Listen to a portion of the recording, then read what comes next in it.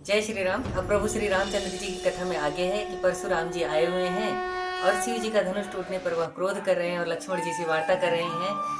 तो प्रभु श्री रामचंद्र जी उसमें बीच में कुछ कहते भी हैं, तो लक्ष्मण जी फिर कुछ कह करके उसको आगे बढ़ा देते हैं और बात बढ़ती चली जाती है। अब आगे है कि लखन कहूँ हंसी सुनो मुनि, क्रोध पाप कर मूल, जय बस जन अनुचित करहीं, चरहीं विश्वर प्रतिकूल। लक्ष्मण जी हंस करके बोले कि हे मुनि सुनो, क्रोध पाप की जड़ है जिसके वश होकर लोग अनुचित कर्म करते हैं और संसार के प्रतिकूल चाल से चलते हैं। मैं तुम्हारे अनुचर मुनि राया, परिहरि कोप करी अब दाया, टूट चाप नहीं जुरहि रिसाने, बैठी हुई है पाए पिराने। हे मुनिराज, मैं आपका सेवक हूँ, क्रोध को दूर कर अब मुझ पर दया करें।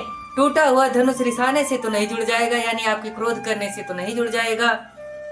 आप बैठ जाइए, आपके पांव दुखने लगे होंगे। कि जो अति प्रिय तो करिए उपाय, जोरिए को बड़ गुनी बुलाई, बोलत लख नहीं जनक डेराई, मष्ट करऊं अनुचित भल नाई।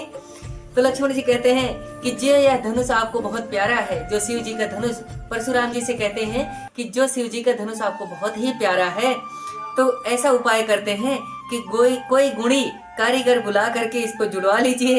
लक्ष्मण जी के बोलने से राजा जनक डर करके कहा बस करो, अनुचित बात कहना ठीक नहीं है। वैसे ही परशुराम जी इतने क्रोधी हैं।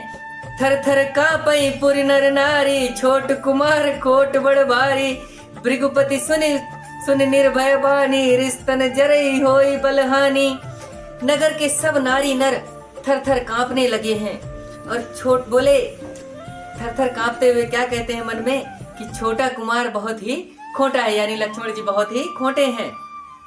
परशुराम जी का शरीर लक्ष्मण जी की निर्भय वाणी सुनकर क्रोध से जलता चला जा रहा था और उनका बल घटता चला जा रहा था, यानी क्रोध करके रिस करके जब वो पूरे शरीर उनका लाल हो गया है कि यह छोटा मान ही नहीं रहा है, हर बात पर कोई ना कोई तर्क ला करके दिया जा रहा है, तो उस पर परशुराम जी का क्रोध बढ़ा ही चला जा रहा था कि अब क्या कर जाए।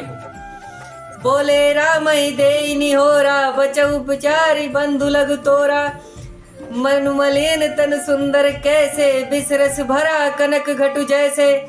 परशुराम जी प्रभु श्री रामचंद्र जी पर ऐसा एहसान रख करके कहते हैं कि तुम्हारा छोटा भाई बड़ा ही खोटा है, इसी से कि तुम इतने अच्छे हो इस वजह से मैं तुम्हारे भाई का वध नहीं कर रहा हूँ।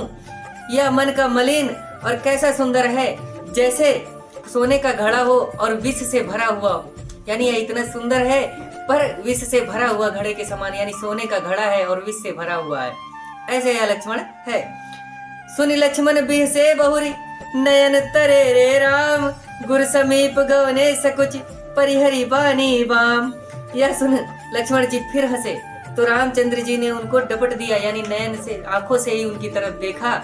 तब लक्ष्मण जी सकुचाकर विरुद्ध वचन बोलना छोड़कर गुरु जी के पास जाकर के बैठ गए, गुरु जी के पास जाकर के छिप गए प्रभु श्री रामचंद्र जी से। और इसी प्रकार प्रभु श्री रामचंद्र जी की कथा में बने रहने के लिए आपको दिल से धन्यवाद। जय श्री राम।